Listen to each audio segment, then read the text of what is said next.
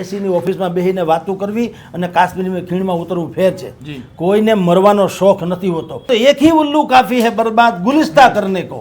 आखो बगीचाમાં એકાદ ઉલ્લू હોય તો બરબાદ કરવા માટે કાફી થાય, પણ તો હર શાખ पे उल्लू बैठे हैं। અંજામે ગુલિસ્તા क्या होगा? એ વાત હકીકત છે કે બધા મુસ્લિમો આતંકી નથી, પણ મોટા ભાગના આતંકીઓ મુસ્લિમ તો હોય છે। આ તો સનાતન સત્ય છે। મારો ધર્મ કયો છે? હિન્દુ છે એટલે કે મુસલમાન નથી, પેલા પૂછ્યા મુસ્લિમ એવું લાગે નહીં એટલે ગોળી મારી દેવાની। પૂછ્યું આપ મુસ્લિમ હે તો ઓલા ડરના મારા બિચારાએ હાય પાડી હોય, કદાચ બચી જાઉં તો આતંકીઓએ શું કીધું? આયાત બોલો, કલમા પડો, આયાત બોલો કુરાનની। એ તો ઓબ્વિયસલી એને નહીં જ આવડતું હોય બિચારાને, એટલે એ લોકોએ એને અહીંયા પેલા ખોપડીમાં એક ગોળી મારી, પછી કાનમાં 2-3 ગોળી મારી અને અહીં કાંધમાં। આપણા ગાડીની એટલે કોઈ કીડી કે ડેટકો પણ આવી જાય, આપણને ગમતું જ નથી, અરેરાટી થઈ જાય, ભૂલથી પણ આવી જાય તો ભૂલથી પણ। જ્યારે કે બાકીના દેશ ધર્મમાં તો આવું છે નહીં, મારી કાપીને ખાવાનો તો બચપણથી વ્યવસ્થા છે। હરામ ખાયા લોકોએ આપણી ઉપર એવું આવરણ ઓઢાડવાની કોશિશ કરી, કારણ કે એની વોટ બેંક મુસ્લિમ હતી। તું અનંશ, તું અનય, તું અનંકુશ, તું આતંક, तुझ पर कैसी कविता, तुझ पर थू आतंक। हाल જોઈએ તો કાશ્મીર, જમ્મુ કાશ્મીર શબ્દ આવે એટલે લોકોના મનમાં આવે છે ધરતી પરનું સ્વર્ગ, ભારતનો તાજ। ત્યાં અનેક લોકો ફરવા ગયા હતા અને જોઈએ તો જે પહેલગામની ખાડી છે ત્યાં અનેક લોકો ફરતા હતા અને મંગળવારનો દિવસ હતો। બપોરે 1:45 વાગે આતંકવાદીઓ દ્વારા 40 લોકોના જે ગ્રુપ છે તેના પર હુમલો કરવામાં આવ્યો અને જેમાં 27 જેટલા ભારતીયો છે તેમનું ત્યાં ને ત્યાં ઘટના સ્થળે મોત થઈ ગયું। અનેક લોકો ઘાયલ છે, જેમાં 3 ગુજરાતીઓનો પણ સમાવેશ થાય છે, તેમનું પણ ત્યાં મોત થયું છે અને હાલ દેશભરમાં ચર્ચાઓ થઈ રહી છે। ત્યારે આ જ ચર્ચાને લઈને વાત કરવા માટે આપણી સાથે હેડલાઇન ન્યૂઝના ગ્રુપ એડિટર અને વરિષ્ઠ પત્રકાર જગદીશ મહેતા સર જોડાઈ ચૂક્યા છે। તો આવો તેમની સાથે જ સીધી વાત કરીએ વાત ગુજરાતી પર। સર, સૌપ્રથમ વાત ગુજરાતીમાં આપનું ખૂબ ખૂબ સ્વાગત છે। સર, જે રીતે ગઈકાલે જે હુમલો થયો છે અને હુમલામાં જે રીતે નથી કોઈ જાતિ જોવામાં આવી, નથી કોઈ રાજ્ય જોવામાં આવ્યું કે નથી કોઈ કહી શકાય કે ભાષા જોવામાં આવી, પહેલાં પૂછ્યું કે તમારો ધર્મ કયો છે અને ધર્મના નામે તેમને ગોળી ધરબી દેવામાં આવી। સર, આપણે દેશભરમાં લડતા હોઈએ છીએ, જાતિના નામે દેશભરમાં લડતા હોઈએ છીએ, ભાષાના નામે દેશભરમાં લડતા હોઈએ છીએ, રાજ્યના નામે, પરંતુ આ રીતે હિન્દુ ધર્મ પર હુમલો અને આ વખતે જોઈએ તો ધર્મ પર હુમલો થયો છે। સામાન્ય લોકો છે તે પ્રવાસમાં ગયા હતા, તેમના પર હુમલો થયો છે, કઈ રીતે જુઓ છો સર? જુઓ, આ હુમલો એ ટુરિસ્ટ ઉપર તો થયો જ છે, જે લોકો ત્યાં પ્રવાસ માણવા ગયા હતા, પણ એ તો શહીદે થઈ ચૂક્યા। એને જે કાંઈ મળવા પાત્ર કે જે ગુમાવવા પાત્ર તો બધું મળી ગયું ને ગુમાવી દીધું। આ ખરો હુમલો એવી જમાત ઉપર છે જે લોકો હંમેશા એક જ કેસેટ વગાડ્યા કરે છે કે આતંક કા કોઈ ધર્મ નહીં હોતા। ભાઈ, એવું નથી કે આતંક કા કોઈ ધર્મ નહીં હોતા, આપણે ત્યાં સમજણ ફેર છે। જ્યારે મુસ્લિમ કટ્ટરવાદીઓ આતંક ફેલાવે અને કોઈ હિન્દુ એમ કે આ મુસ્લિમ આતંકવાદી છે, ત્યારે એમ કહેવામાં આવે છે આતંક કા કોઈ ધર્મ નહીં હોતા। એ વાત હકીકત છે કે બધા મુસ્લિમો આતંકી નથી, પણ મોટા ભાગના આતંકીઓ મુસ્લિમ તો હોય છે। આ તો સનાતન સત્ય છે। અને આ હુમલો પહેલગામનો એણે સાબિત કરી દીધું કે આતંકી કો એક ही ધર્મ હોતા है, अपने वाले को बचाना और બાકીના બધાને કાફિર કાફિર સમજીને મારવાના। તમારી જાણ ખાતર ભાઈ, પુણે મહારાષ્ટ્ર, પુણેના સંતોષ જગદાલે નામના વ્યક્તિ, 2 ભાઈઓ, એને આ કાશ્મીરી આતંકવાદીઓએ હણી કાઢ્યા। શું કર્યું? એને બોલાવવામાં આવ્યા, તમે કેવા છો? ઓલા એ બીકના માર્યા મુસ્લિમ હોવાની હા પાડી હશે કહું છું, બીકના માર્યા, કારણ કે આ લોકો બધાને નામ ઠામ પૂછીને મારતા હતા। તમારો ધર્મ કયો છે? હિન્દુ છે એટલે કે મુસલમાન નથી, પેલા પૂછ્યા મુસ્લિમ એવું લાગે નહીં એટલે ગોળી મારી દેવાની। આનો વારો આવ્યો ત્યારે મેં કીધું એમ સંતોષ જગદાલે વાળા વ્યક્તિનો વારો આવ્યો હશે, ત્યારે આતંકીએ પૂછ્યું આપ મુસ્લિમ હે તો ઓલા ડરના મારા બિચારાએ હાય પાડી હોય, કદાચ બચી જાઉં તો આતંકીઓએ શું કીધું? આયાત બોલો, કલમા પડો, આયાત બોલો કુરાનની। એ તો ઓબ્વિયસલી એને નહીં જ આવડતું હોય બિચારાને, એટલે એ લોકોએ એને અહીંયા પેલા ખોપડીમાં એક ગોળી મારી, પછી કાનમાં 2-3 ગોળી મારી અને અહીં કાંધમાં એને ન્યાની ઠામ મારી નાખ્યા। એના ભાઈ આવ્યા, એની પણ આવી રીતે ઊંધા સુરાવીને હત્યા કરી, છારણી એનું શરીર છરણી કરી દીધું। તો સીધી વાત છે કે આ ધાર્મિક આતંકવાદ છે। એ કન્ફર્મ છે.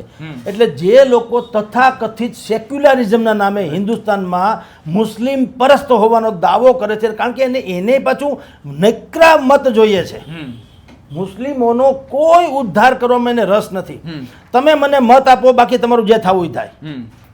એટલે એ લોકો વારંવાર એમ કે છે કે અત્યારની આ જે તથાકથિત હિન્દુવાદી સરકાર જે છે નરેન્દ્ર મોદીની અથવા તો ભારતીય જનતા પાર્ટી અથવા તો એનડીએની, એ લોકો મુસ્લિમોને અન્યાય કરી રહ્યા છે.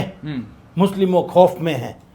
એલા ભાઈ ખૌફ में हैं તો તમારી જાણ ખાતર લોકસભા રાજ્યસભામાંથી જે વકફ સુધારણા બિલ પાસ થઈ ગયું, સત્તાવાર ડૉક્ટર બાબા સાહેબ આંબેડકરના બંધારણને અનુરૂપ, એને વિપરીત નહીં. ઇન્દિરા ગાંધીએ બંધારણ સુધાર્યું હતું એમ સુધારો વધારો નહીં, સત્તાવાર રીતે લોકતાંત્રિક ઢબે બંને રાજ્યોના બંને સેશનમાંથી પાસ કરાવી દીધું. તેમ છતાંય અત્યારે આખા દેશમાં શું ચાલે છે, અડધો ડઝન જેટલા સુપ્રીમ કોર્ટમાં ગયા છે અને બાકી ચારેક ઓર અલ્લાહો મુલ્લાઓ કે ઇમામોની બધી સભાઓ વગેરે થઈ રહી છે ને. તો એને પ્રોટેક્ટ કોણ કરે છે? આપણે ઘણી વખત છે ને સ્લીપર સેલ, તમે શબ્દ સાંભળ્યો છે. મોટા ભાગે લોકોમાં એવી માન્યતા છે કે આતંકવાદીઓને પનાહ આપે એ સ્લીપર સેલ કહેવાય. નહીં, એ તો ઠીક, એ તો સ્થૂળ અર્થમાં છે અને એ તો શોધીએ ત્યારે મારી નખાય આતંકવાદીઓને. ખરા સ્લીપર સેલ કોણ છે? જે આવી વિઘટનકારી વ્યક્તિત્વ ધરાવનારા લોકોની પેરવી કરે, લોકતાંત્રિક ઢબે બુદ્ધિપૂર્વક, કોર્ટથી માંડીને બધી જગ્યાએ. વકફ સુધારણા બિલ બે ઘડી માની લો કે મુસ્લિમ વિરોધી હો તો તમે માનો છો કે લોકસભા અને રાજ્યસભામાં બધામાં બહુમતીથી પાસ થાય? કોઈનામાં બુદ્ધિને છત બધા નરેન્દ્ર મોદીને ઓળખોળ થઈ જાય? એક વાત. રાષ્ટ્રપતિ પણ છે ને, રાષ્ટ્રપતિએ સહી કરીને એમ ન માનવામાં આવે કે રાષ્ટ્રપતિ. આમાં અનેકો વખત એવું બન્યું છે કે જ્યારે ફાંસીની સજાની વાત અહીંથી ગૃહ મંત્રાલય નક્કી કરી નાખે કે આ ફાંસીને લાયક છે, એમાં તો પણ રાષ્ટ્રપતિ સહી નથી કરતા. હજી એને તક આપવામાં આવે છે. આટલો જધન્ય અપરાધ કર્યો હોય તો પણ, કસાબ જેવો, 26/11 જેવો. તો સવાલ એ છે કે જે લોકો આ પ્રકારની માનસિકતાવાળા લોકોની પેરવી કરે છે પોલિટિકલી પણ, એ લોકો ખરા સ્લીપર સેલ છે. એને કારણે આપણે કાશ્મીર જેવી બધી હાલાતોનો વારંવાર વર્ણન કરવું પડે છે. અહીંયા શું થયું, કાશ્મીરમાં જ્યાં બેસરન નામની ઘાટી છે, જેને મિની સ્વિટ્ઝરલેન્ડ કહેવાય, ત્યાં બધા ફરવા ગયા હતા. આખું કાશ્મીર ટુરિસ્ટ પોઈન્ટ છે, ટુરિસ્ટો ઉપર નિર્ભર, વિદેશી ને દેશી બધાય. મોટા ભાગના આપણા ગુજરાતીઓ જાય છે, બાકી દેશભરના લોકો પણ જાય છે. હવે તમે વિચાર કરો, બધા હમણાં માછલા ધોશે મોદી સરકાર ઉપર. સરકાર શું કરે છે? 6 લાખ કરોડ રૂપિયાનું આ સંરક્ષણ બજેટ છે. કેમ? એમ કે આતંકવાદીઓને તમે ઠામ નથી. આતંકવાદીઓને હિંગડા નથી, આતંકવાદીઓને સિંગડા નથી કે આઈડેન્ટિફાઈ થઈ શકે. આજનો મગનભાઈ કાલ હવારે હું થઈ કેમ ખબર પડે? આખા કાશ્મીર ઘાટીમાં જેટલા લોકો જીવે છે, રહે છે, એની ત્યાં દેશી વિદેશી બધા આતંકીઓ ત્યાં પનપે છે. એને ત્યાં સહારો મળે છે, ખાવું પીવું. એને આ અહીંયા જે પહેલગામમાં હુમલો થયો 2 દિવસ પહેલા રેકી કરવામાં આવી હતી સ્થાનિક લોકો દ્વારા. આતંકી તો બહારના હતા, પાકિસ્તાનના હતા, સમજી લ્યો. પણ રેકી કોણે કરી, રસ્તા કોણે બતાવ્યા? સ્થાનિક લોકોએ. એણે કીધું અહીંથી અહીં દોડવાનો રસ્તો છે, અહીંયા કોઈ સૈન્ય હોય છે કે નહીં, વગેરે વગેરે. એમાં આ લોકો ત્રાટકા અને આ 27-28 જણાએ પોતાના પ્રાણ હોયમાં. તો સરકારને ગાળ દેવી એ જુદી વાત છે, કારણ કે આમાં છે કોઈ ખુદ કો ખરાબ નહીં, આપણે કહીએ છીએ ને, ખુદ કો અગર કોઈ ખરાબ નહીં કહે इसलिए सब कहते જમાના ખરાબ હૈ. સરકારને તમે ખરાબ કહી દેવાથી આ વાત પતે નહીં. જે સ્લીપર સેલ છે, ગદ્દારો છે, બાકાયદા નમક હરામો છે, એ લોકોની આઈડેન્ટિફાઈ કરીએ ત્યારે આનો ઉકેલ આવશે. અને એ લશ્કરથી નહીં થાય, લશ્કરથી નહીં થાય. કારણ કે હું આજે જગદીશભાઈ છું, કાલે હું કંઈ ખતરનાક નહીં બન્યું એની કોઈ આમાં કંઈ ગેરંટી તો છે નહીં. તો ખબર કેમ પડે? સમજી લ્યો, ખબર તો જ પડે. હું અને મારી મેન્ટાલિટી, એનો મારો આ સ્ટાફ છે, એ ભાઈઓને તો ખબર પડે ને કે હવે જગદીશભાઈનું વલણ બદલાઈ રહ્યું છે. એને તો ખ્યાલ આવે કે ના આવે? મારા વર્તન ઉપરથી, વાણી ઉપરથી, મારા લખાણ ઉપરથી કે લખણ ઉપરથી. તો એ લોકોની ફરજ છે કે એણે ત્યાંના સુરક્ષા દળોને કહેવું જોઈએ કે ફલાણા ભાઈ અહીંયા ક્યાંક ચહલ પહલ છે, શંકાસ્પદ છે, તો તમે દેશને પ્રેમ કરી શકો એવા તમે સાબિત થાવ, તો તમારું ટુરિઝમ યથાવત રહે, તો તમારી રોજીરોટી યથાવત રહે, તો તમારી કાશ્મીરિયત જેને કહેવાય એ યથાવત રહે. પણ એને તમે જાણો કે અહીંયા કંઈક સંદિગ્ધ ગતિવિધિ ચાલે છે ને તમે ખોફમાં કે બીજી કોઈ રીતે તમે મૌન રહ્યો છો, કાંઈ બોલતા નથી, એનો અર્થ એમ છે કે તમારો એમાં મૂંગો પણ ટેકો છે. તો આવી સ્થિતિ રહેશે તો કોણ તમારે અહીંયા ટુરિઝમ માટે આવશે મને કહો. અને ટુરિઝમ માટે નહીં આવે તો તમારી એટલે કે કાશ્મીરમાં જે લોકો ટુરિઝમ ઉપર નિર્ભર છે એની લાખો લોકોની હાલત શું થશે. એટલે આ આખી ઘટનાક્રમ એમ સૂચવે છે કે જે લોકો એમ માને છે કે ત્રાસવાદ કા કોઈ મજહબ નહીં હોતા હે, ઈ જમાત મોટી સ્લીપર સેલ છે. એવા લોકોને કેવું જોઈએ કે આનું મને ગુજરાતી કે હવે શું તમારો જવાબ શું છે મને કયો. અને બીજું, શબ્દો થકી કોઈ પણ માણસ ગમે એવો જવાબ આપવામાં હોશિયાર હોય પાળી પદીએ, એથી કરીને વાસ્તવિકતા બદલાઈ જતી નથી. વાસ્તવિકતા હોતા હે કે આ લોકો પોતાના સિવાયના લોકોને, જે આતંકવાદી છે એની વાત કરું છું, મુસલમાન છે એ નહીં, આતંકવાદી અને મુસલમાન બે અલગ ઘટના છે. આપણે ત્યાં પ્રોબ્લેમ શું છે, જોવામાં નજરિયા એમ છે કે તમે બધી મુસ્લિમોને ટાર્ગેટ કરો. મુસ્લિમો અહીંયા રાજકોટમાં રહે જ છે ને, લાખોની સંખ્યામાં રહે છે, તો ક્યાં કંઈ એવું કોઈને તો બધાને હાહાકાર ન મચવો જોઈએ. મુસ્લિમો અલગ છે અને મુસ્લિમ પરસ્ત આતંકવાદીઓ અલગ છે. એટલે એવા જે આતંકવાદીઓની પેરવી કરનારા જે રાજકીય પક્ષો છે અથવા તો એના ટેકેદારો છે, એ લોકો મોટા ભાગે એ જ ખરા સ્લીપર સેલ છે. અને જ્યાં સુધી એને આઈડેન્ટિફાઈ કર્યા પછી જનતાએ શું કરવું જોઈએ, તમે ખબર પડી જાય ધારો કે મને કે આ દેશ પ્રેમી નથી, એને દેશના દરેક નિયમ ઉપર વાંધો છે, એને શરિયા કાનૂન જ ગમે છે અને દેશની ખિલાફ જવું જ ગમે છે, તો શું કરી શકાય. તો લશ્કરને એમ કે ઠારમાં એ કંઈ હાલે નહીં. તો આખું કાશ્મીરમાં ડખો હોય, તમે બોમ્બ મારો બધાને, એવું હોય કોઈ દિવસ? એવું સંભવ નથી. કારણ કે મોટા ભાગના તો પાછા દેશપ્રેમી છે જ ને. અત્યારે જે અકસ્માત ત્યાં આ દુર્ઘટના આપણે આતંકવાદી હુમલો થયો, તમે જુઓ હુમલાના દ્રશ્યો સામે આવ્યા, એમાં શું બતાવે છે. કેટલાક લોકો કહે છે મેડમ ક્યાં હુઆ, આપ ઘબરાઈએ નહીં, મેં આ ગયા હું, આપકો પાણી ચાહીએ ક્યાં. તો એવા લોકો છે ને, તો છે હકીકત છે, આપણે સાંભળીએ છીએ, જોઈએ છીએ. એનો અર્થ એમ છે કે બધા જ કાશ્મીરી વાળા જે છે એ આતંકવાદી નથી. પણ હું કહું છું એ આતંકવાદી નથી. તમને ને મને જ્યારે ખબર પડે કે આ વ્યક્તિ સંદિગ્ધ છે, દેશ માટે ઘાતક છે, એવા લોકોની સાથે તમારે સામાજિક, આર્થિક બધી જ રીતનો બહિષ્કાર, એ જ એક માત્ર ઉકેલ છે. અને વિશ્વભરમાં આ નિયમ લાગુ છે. આતંકવાદી જૂથો જેટલા છે એને નબળા પાડવા માટે દુનિયાની કોઈ પણ સત્તા હોય એને સૌથી પહેલું પગલું એ શું ભરે છે, એના બેંક એકાઉન્ટ ફ્રીઝ કરી દે, એટલે એને ફંડિંગ થતું અટકે. તો તમારે કે આપણે બધાએ ખબર પડે, જ્યારે તમામ નાગરિકોએ કહું છું, આપણે શું કરી શકીએ. ઘણી વખત જો સરકાર ઉપર માછલા ધોવા હેલી વાત છે, આ એસીની ઓફિસમાં બેસીને વાતો કરવી અને કાશ્મીરમાં ખીણમાં ઉતરવું ફેર છે.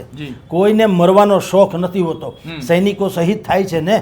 પણ તમે એક ही उल्लू काफी है बर्बाद हिंदुस्तान करने को, हर शाख पे उल्लू बैठा है, अंजामे हिंदुस्तान क्या होगा. તમે વિચાર કરો, દરેક ઘરમાં આ સ્લીપર સેલ જેવી વ્યવસ્થા હોય, મોટા ભાગના ઘરોમાં આતંકવાદીઓને પનાહ આપવામાં આવતો હોય, ત્યાં ઉછેરવામાં આવતું હોય, એને મદદ કરવામાં આવતું હોય, એને ફંડિંગ આપવામાં આવતું હોય, એને દિશા નિર્દેશ આપવામાં આવતો હોય. હવે એમાં ક્યાં જવું? એકાદ બે હોય તો એક ही उल्लू काफी है बर्बाद गुलिस्ता करने को. આખો બગીચામાં એકાદ ઉલ્લુ હોય તો બરબાદ કરવા માટે કાફી થાય. આ તો હર શાખ પે ઉલ્લુ બેઠે हैं, અંજામે ગુલિસ્તા ક્યાં હોગા. આખા હિન્દુસ્તાન, આખા કાશ્મીરમાં ગલીએ ગલીએ કે શેરીએ શેરીએ, શહેરે શહેરે, ગામે ગામ આવા કેટલાય લોકો સ્લીપર સેલ છે જે લોકો આતંકવાદીઓને પનાહ આપે છે. આ ખાલી કાશ્મીરની વાત થઈ, પણ આ અધૂરી વાત છે. આખા દેશમાં એવા કેટલાય રાજકીય પક્ષો અને વ્યક્તિઓ છે જે પોતાની જાતને તથાકથિત ડાબેરીઓ કહે છે અને સેક્યુલર કહે છે. ખરા અર્થમાં એ સેક્યુલર નહીં, કોઈ પણ પ્રકાર, એ નાસ્તિકો છે. સેક્યુલર છે જ નહીં. સેક્યુલર કા ગુજરાતી હોતા है સર્વધર્મ સમભાવ. એક ધર્મ પ્રત્યે તિરસ્કૃત ને બીજા ધર્મને પુરસ્કૃત એવું ન હોય. સેક્યુલર એટલે તમામ ધર્મ સરખા. તો તમે ને હું નામ ન બોલીએ તો સાંભળનારાને ખબર છે કે હું કોની કઈ વાત કરી રહ્યો છું, એ એના ઉપર નિર્ભર છે. કે તમે સેક્યુલરના નામે એક ચોક્કસ વર્ગને ભયંકર પ્રોત્સાહિત કરો છો અને એક બહુસંખ્યક જે વસ્તુ છે તમે એની અવગણના કરો છો. 500 વર્ષના ઇતિહાસનું સૌથી પહેલું રામ મંદિર ભગવાન પ્રભુ શ્રી રામનો પ્રાગટ્ય મહોત્સવ પ્રાણ પ્રતિષ્ઠા મહોત્સવ થયો, ત્યાં જવાનું કયા રાજકીય પક્ષે ના પાડી? આપણે બધા જાણીએ છીએ. જો તમે સેક્યુલર હોત, જે કોંગ્રેસનો દાવો છે કે હું સેક્યુલર છું, હું એની જ વાત કરું છું, જો એ સેક્યુલર કોંગ્રેસ હોત તો એણે કેવું જોઈએ કે ભાઈ સારી વાત છે, ભગવાન શ્રી રામનું મંદિર થયું છે અને એનો પ્રાણ પ્રતિષ્ઠા મહોત્સવ છે, બધા જાઓ દર્શન કરો, કાંઈ વાંધો, રામ તો આપણા છે ને. એણે ફતવો બહાર પાડ્યો. શું કામ? મુસ્લિમ લોકો નારાજ ન થવા જોઈએ, જે આપણી વોટ બેંક છે. પાછું મુસ્લિમમાં બીજો આ લોકોએ કઈ મુસ્લિમ ઉપર કઈ ઉપકાર નથી કર્યો. તમે અમને મત આપો, આપ મુજે ખૂન દો, મેં तुम्हें આઝાદી નહીં દૂંગા, ખાલી તુમ મુજે ખૂન દો, બસ તમારું ખૂન જે હોય તે, બાકી મેં तुम्हें આઝાદી 75 વર્ષ થયા આઝાદીને. આજની તારીખે એની હાલત એવી ને એવી છે કે નહીં મુસ્લિમ સમાજની? જે એના મૌલવીઓ, ઇમામો કે અસુદ્દીન ઓવૈસી આ બધા કેદ છે ને, મેક્સિમમ સરકાર કોણે હલાવી? તો તમે કેમ હવે એ લોકોની આંખો ઉઘડી એટલે એ લોકોમાં બધા ફંટાઈ ગયા ને જે કોર વોટ બેંક હતી કોંગ્રેસની હવે ખસકવા માંડી. એટલે હવે તમે જુઓ ધીરેથી આપણે રાહુલ ગાંધીએ હવે જો ઓબીસી તરફ એનું વહાણ ફેરવ્યું, તો એ મુસ્લિમ સમાજે સમજવું જોઈએ. અત્યાર સુધી અમારી ફેવર કરનારો, આંધળી ફેવર કરનારો પક્ષ ધીરે ધીરે ઓબીસી તરફ કેમ ગયા? રાહુલ ગાંધી અહીંયા આવ્યા તો કીધું ને કે આપણે બ્રાહ્મણ વાણિયાથી માંડીને બધામાં પડ્યા. એણે બુદ્ધિપૂર્વક નામ મુસલમાનનું ન લીધું, પણ એણે એમ કીધું કે આપણે આમાં પડ્યા રહ્યા જાતિવાદીમાં, એમાં ઓબીસી વર્ગ જે આપણાથી નફરત થઈ ગઈ, માટે હવે ઓબીસી તરફ. તો ટૂંકમાં એને ખબર પડી કે હવે મુસ્લિમ લોકો આપણી કોર વોટ બેંક નથી રહી, એટલે હવે તો એને પડતા મૂકો, તો હવે આપણે ઓબીસીને પકડો.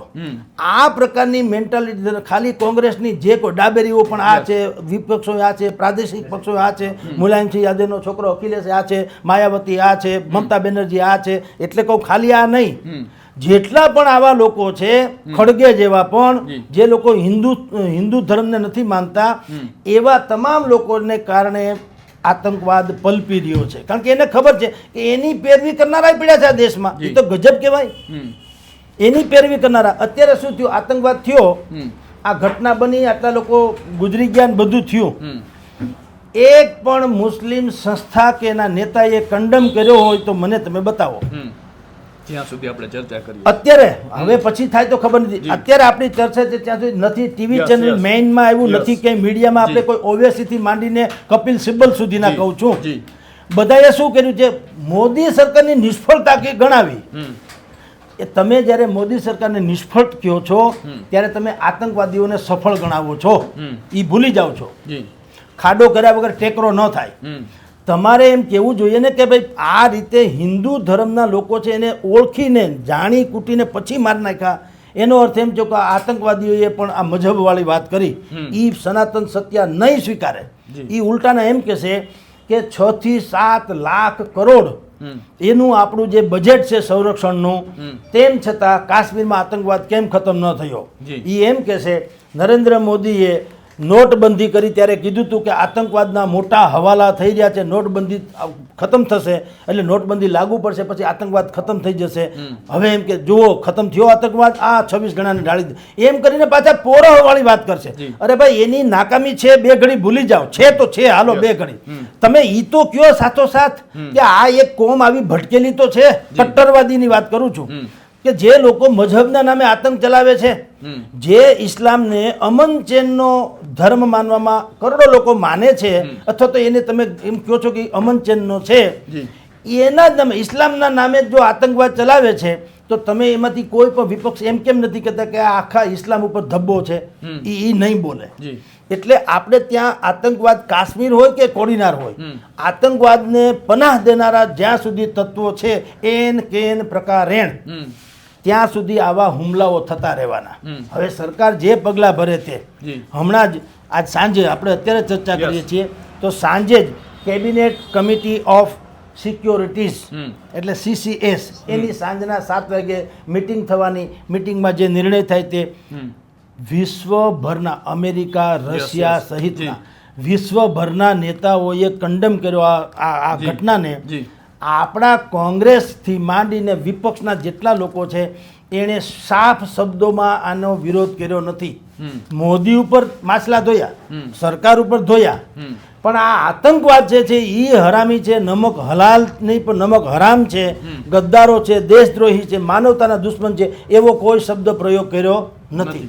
આ ખરો જે છે ને રેસીપી આ છે. આતંકવાદને પનાહ કોણ આપે છે? આ ફંડિંગ કરનારા નહીં, આ લોકો જે એની પેરવી કરે છે બુદ્ધિપૂર્વકની, બૌદ્ધિક પેરવી. એટલે આને કહેવાય બૌદ્ધિક sleeper cell, intellectual sleeper cells. એ જે છે આપણા દેશમાં જ્યાં સુધી ખતમ નહીં થાય ત્યાં સુધી આવી બધી કડાકૂટ રહેવાની. અને હવે સરકાર જે કરે તે જનતા શું કરી શકે એ તમને કહું. હું અને તમે આપણે શું કરી શકીએ? આપણે અહીંથી કાશ્મીર ફરવા જઈએ છીએ, તાબૂતમાં લૂંટાઈને પાછા આવવા માટે નથી જતા. જે અત્યારે 28 લોકો આવ્યા, બરાબર, પૈસા ખર્ચીને મોત કોણ ખરીદે? આપણે એ બંધ કરવું પડશે. આપણી આંખ ખુલવી જોઈએ. જ્યાં સુધી આતંકવાદ સંપૂર્ણપણે નાબૂદ થવાની ગેરંટી કાશ્મીરિયતવાળા લોકો ન આપે, આપણે ન જવું જોઈએ. તમે નહીં ફરજ શું ફાટી પડે? હું ગિરનાર ન ચડું તો એક પગથિયું ગિરનારનું ઘાઈ જવાનું? હું ગિરનાર ચડું તો જ મારા જીવનમાં મેં એમ માનીશ કે હું પવિત્ર છું, એવું કોણે કીધું? એવું તો છે નહીં. તમને ખબર પડે કે એક આખો વિસ્તાર જે છે એ આતંકવાદ ત્યાં પલપી રહ્યો છે, એટલે જ આપણે મરી જઈએ છીએ ને. તો દેશભરના યાત્રિકોએ, હું કહું છું ટુરિસ્ટોએ, એક વખત કહેવું જોઈએ કે કાશ્મીરની જનતા જે કોઈ જે ટુરિઝમ ઉપર નિર્ભર છે, પાણીપુરીવાળા હોય કે ઓલા હોડી ચલાવવાવાળા હોય, જે હોય તે, એ બધાનું એસોસિએશન ભેગું થાય. ત્યાંની સરકાર એવી શ્યોરિટી આપે આખા દેશને કે તમે અહીંયા પ્રવાસ કરવા આવો, એક પણ માણસને કોઈ પ્રકારની મુશ્કેલી નહીં પડે.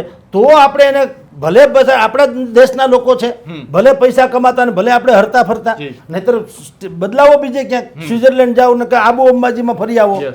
પણ તમે કાશ્મીર પૈસા ખર્ચીને મોત શું કામ માગવું જોઈએ? તો જે મેં ફંડિંગ વાળી વાત છે, તમે તો અત્યારે આપણે પૈસા ખર્ચીને જઈએ છીએ, એ તો કાયદેસર જેહાદી ફંડ આપતો હોય એવું છે. કારણ કે એ પૈસાનો ઉપયોગ તો આવો જ થાય છે. અમરનાથની યાત્રા થાય, હુમલો થાય, ભાઈ શું કામ? ત્યાં જે ખચ્ચરવાળા છે, ત્યાં જે ધાબાવાળા છે, ત્યાં જે બીજી ધંધો કરનારા છે, લાકડીઓ વેચનારા છે, એને બુદ્ધિ નથી કે આમાં કેટલાક લોકો સંદિગ્ધ છે? કારણ કે રસ્તાના જાણકાર તો એ લોકો છે, વર્ષોથી એ ત્યાં રહે છે. આ કાશ્મીર તો એનું સિમ્બોલિક વાત છે.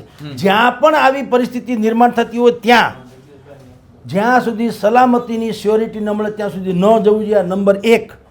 અને નંબર 2 જે એથી મહત્વનું છે, જે લોકો વોટ બેંકની નજરે, વોટ બેંકને ખાતર આવી બધી પ્રવૃત્તિઓની સામે પણ આંખ મીચામણા કરે, એની સાથેનો પણ પોલિટિકલ, સોશિયલી કે ઇકોનોમી બધો જ વ્યવહાર એને સ્ટપ કરી દેવો જોઈએ.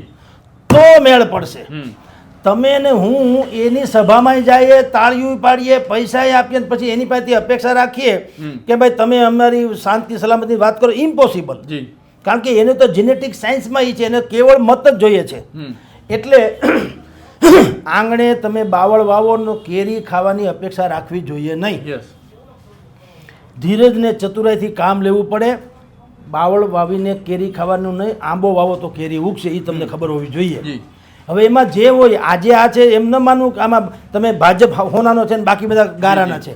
ભાજપમાં પણ તમને એમ લાગતું હોય કે અમુક લોકોની દોધારી નીતિ છે, એનો પણ રાજકીયથી માંડીને સોશિયલી પણ બહિષ્કાર કરી છૂટકો છે. અવગણનાથી મોટી કોઈ શિક્ષા હોતી નથી. અવગણનાથી મોટી. આપણે નાના છોકરાઓ ઝઘડે કે તમે ને હું ઝઘડીએ, થાય છે શું? અબોલા. અબોલા એ અવગણના છે. અવગણના છે એ મોટો ઇસ્યુ બને. હું તમને મારતો નથી, તમે મને મારતા નથી, પણ બે બોલતા નથી, એ વાતની ખબર પડે એટલે બધા એકબીજાને કે શું તમારે વાંધો પડ્યો, શું વાંધો પડ્યો, એને અવગણના કહેવાય. તો આ પોલિટિકલ પાર્ટી જે છે જેટલી પણ, એથી માંડીને સોશિયલ વાળા પણ જે છે, પોતાની જાતને હમદર્દ ગણાવનારા, એ લોકોમાં તમે જ્યાં સુધી આઈડેન્ટિફાય, જનતા જ્યાં સુધી આઈડેન્ટિફાય નહીં કરે કે જ્યાં સુધી, હું તમને કહું કાશ્મીરમાં શાંતિ 1 મિનિટમાં સ્થપાય, બોલો 1 જ મિનિટમાં સ્થપાય. શું કરવું જોઈએ એમ કહું? જ્ઞાની સરકાર જ્યાં સુધી એવી ગેરંટી ન આપે કે તમારો એક પણ માણસને કાંઈ પણ મુશ્કેલી પડે તો મને ફટ કહેજો, બધી જવાબદારી અમારી, તે પહેલા અમારે પગ નથી મૂકો કાશ્મીરમાં, ભલે એ હોનાનું હોય, એ સ્વર્ગ હોય તો ભલે સ્વર્ગમાં માણો મજા કરો તમે. અમારે નથી આવું, ફરવાના સ્થળ કઈ ઓછા છે તે કાશ્મીરમાં જ ફરી શકાય, બીજે ગમે ત્યાં જાઉં પણ તારી નથી આવું. એક પણ માણસ ન જાય તો આપોઆપ એને વ્યવસ્થા કરવી પડે. તો જનતા જ્યાં સુધી એમ કે ભાઈ અમને તમે શ્યોરિટી નહીં આપો, અમારે કાશ્મીરના સામું જોવું નથી, જુઓ તમે જુઓ, પછી ક્યાંય પણ આતંકવાદીઓને શોધીને કાશ્મીરના લોકો જ મારી નાખશે, કારણ કે એની રોજીરોટી નિર્ભર છે આપણા ઉપર. હવે તમે જ્યારે એ બંધ કરી દો તો એ કરે શું? એટલે આ જે વાત છે એ માનસિક વાતો છે. તમે એમ માનો કે અત્યારે 5 લાખ લોકો સૈનિકો, આપણા ટોટલ દેશનું સૈન્ય 11 લાખની આળેગાળેનું છે ઓન રેકોર્ડ. ભૂગર્ભમાં હોય જુદું. 11 માંથી 5 લાખ તો એમ કહેવાય છે કે અત્યારે કાશ્મીરમાં છે, પણ છે તો છે, પણ એનો અર્થ એમ એની પાસે મશીન ગન ને બધું છે, ગમે એને ગોળી મારી દેવાય છે. કાશ્મીરના લોકોને તો જીવાડવાના છે ને, એ છે કોના માટે? કાશ્મીરના લોકોને જીવાડવા માટે છે, એને મારી નથી નાખવાના. હવે એમાં કોણ ત્રાસવાદી છે કેમ ખબર પડે? ત્યાં બધા જ સરખા. એ ક્યારે કોણ માણસનું માનસ પલટી જાય ને ત્રાસવાદી બની જાય કેમ ખબર? એ ખબર કોને પડે? કાશ્મીરમાં રહેતા લોકોને. મારી આસપાસમાં શું, હું ખુદ શું છું આ લોકોને ખબર હોય કે નહીં, મારા સ્ટાફને. હું ગમે એવી વાત કરું, મારી ઓરિજિનાલિટી શું છે આનાથી વધારે કોણ જાણે? તો જો એ લોકો ખરેખર પ્રેસના અને દેશના જો હિતેચ્છુ હોય તો એણે મારા માલિકથી માંડીને સરકાર સુધીને કેવું છે, જગદીશભાઈ આવું કે છે પણ હકીકત આમ છે. આ વાત જ્યાં સુધી તમે કોઈ કાશ્મીરના લોકો નહીં કરે ત્યાં સુધી આપણે આવા જ ખરખરા કરતા રહેવાના. આ ઉકેલ નથી.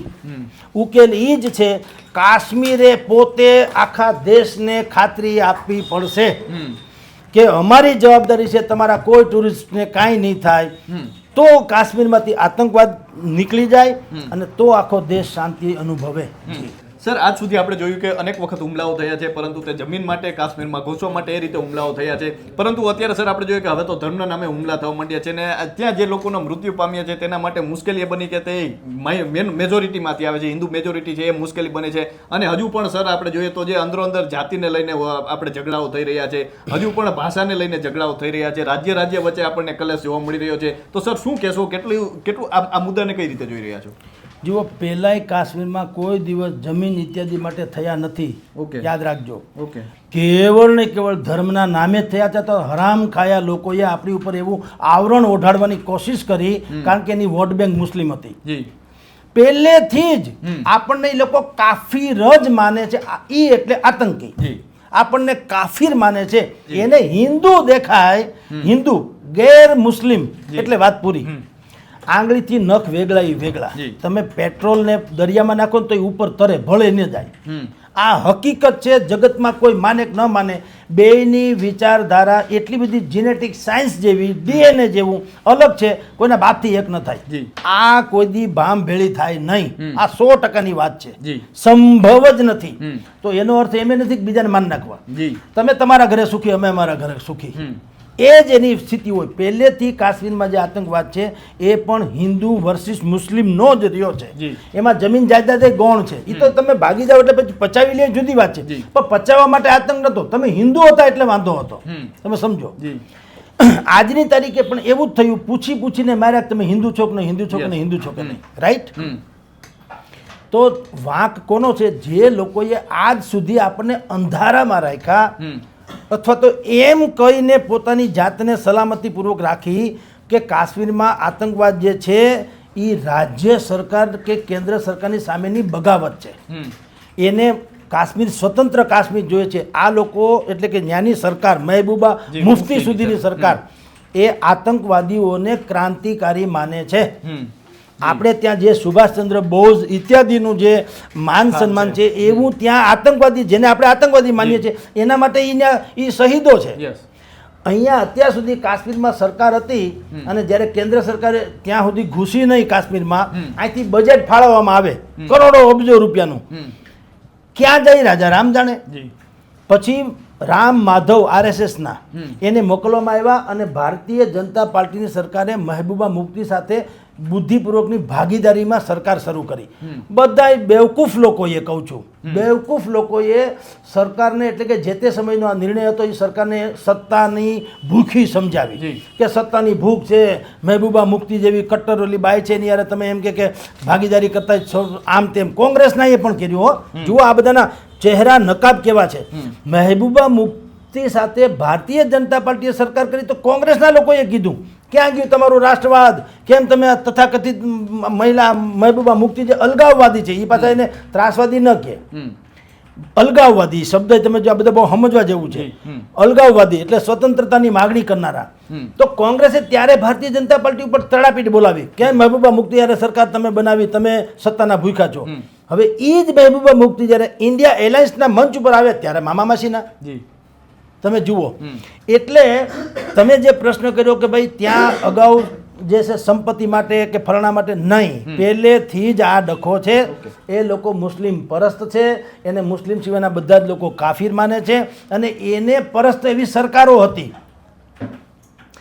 ત્યાં બધા જેટલા આતંકવાદીઓ છે એ હીરો છે ત્યાંના. એ ત્યાં રહે છે, ખાઈ પીવે છે, જશ્ન મનાવે છે, લોકોની વચ્ચે હોય છે. ત્યાં કોઈને આતંકવાદી નથી માનતા. હવે ધીરે ધીરે વલણ બદલાઈ રહ્યું છે. પેલા જમાનામાં પથ્થરબાજી થતી હતી, હવે તમે જોયું ને કેટલાક સમયથી પથ્થરબાજી ઓછી. આજે ગઈકાલે શું થયું, કેન્ડલ માર્ચ નીકળ્યો, રાઈટ? કેન્ડલ માર્ચ બારામુલામાં કેન્ડલ માર્ચ નીકળ્યો, બરાબર. શું કામ?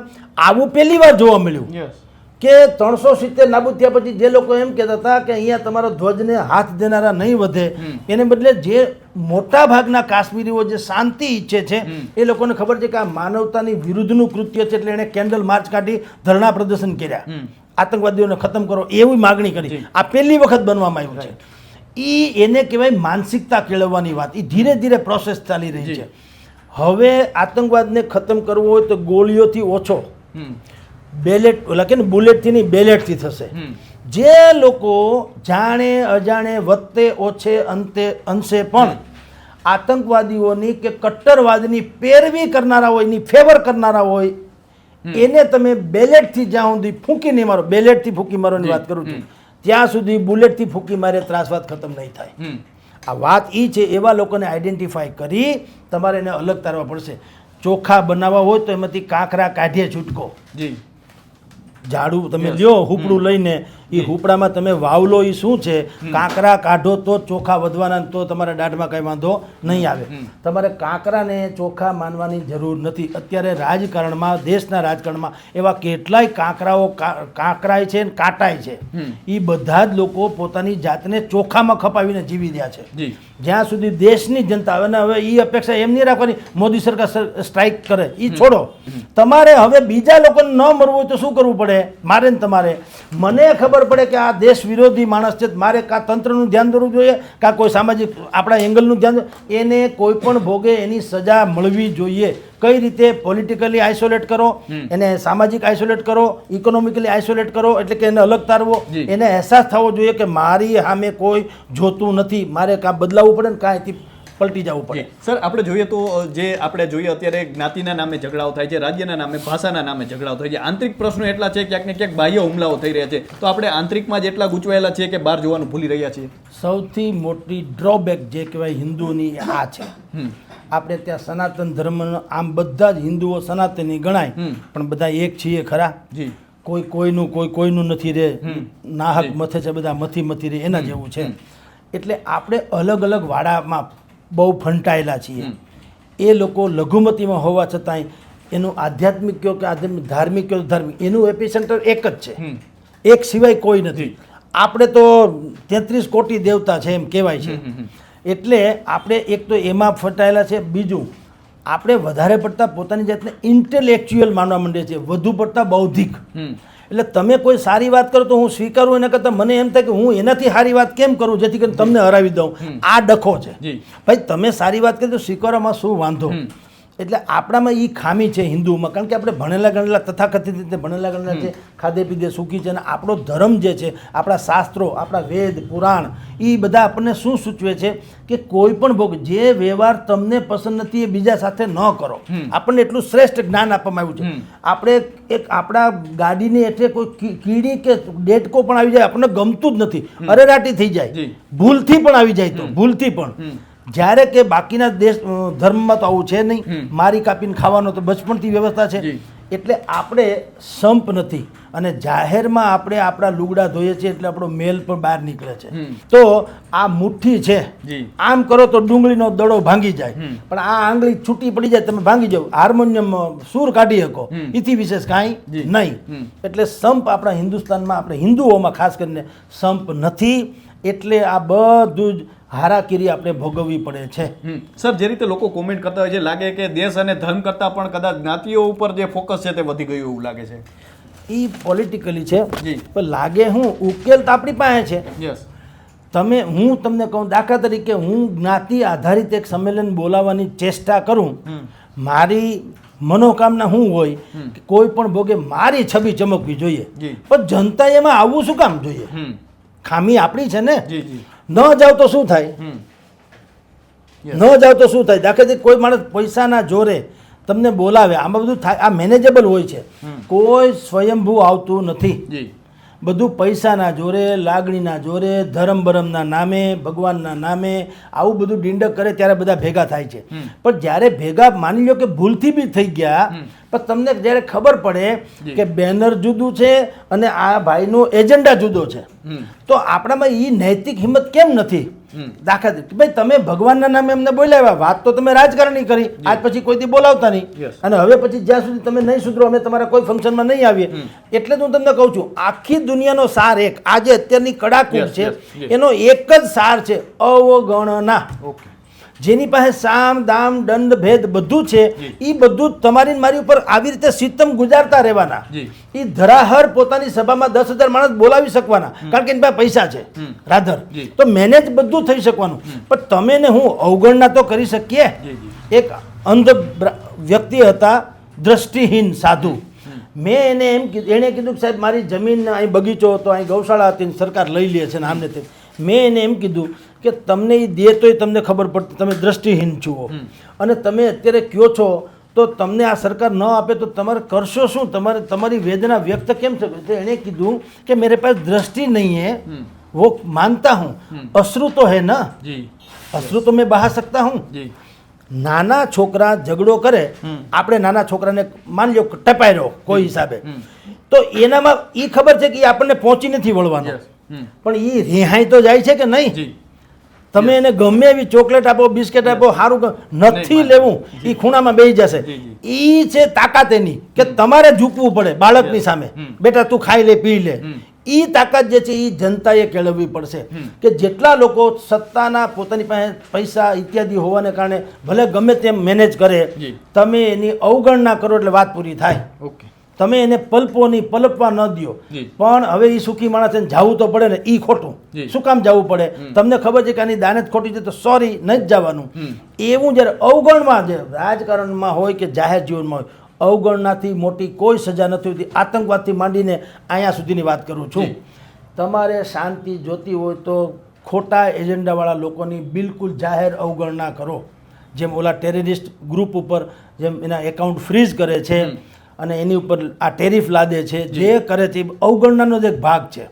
એમ આપણે પણ શાંતિ જોતી હોય તો વિઘટનકારી તત્વો હોય, અલગાવવાદી તત્વો હોય, દેશના વિરોધી હોય, સમાજના વિરોધી હોય, ધર્મના વિરોધી હોય, એની અવગણના કરો, એને બિલકુલ સપોર્ટ ન આપો, તો આપણે શાંતિ જળવાઈ રહેશે. સર, અમારી સાથે જોડાવા બદલ અને આપનો કિંમતી સમય આપવા બદલ ખૂબ ખૂબ આભાર. તો આ હતા હેડલાઇન ન્યૂઝના ગ્રુપ એડિટર અને વરિષ્ઠ પત્રકાર જગદીશ મહેતા. સર, હાલ દુનિયાભરમાં જે પડઘા પડી રહ્યા છે આતંકવાદી હુમલાના, તેના અંતથી લઈને ઇતિ સુધી તમામ વાત કરી. તો અત્યારે બસ આટલું જ. ફરી મળતા રહીશું વાત ગુજરાતી પર.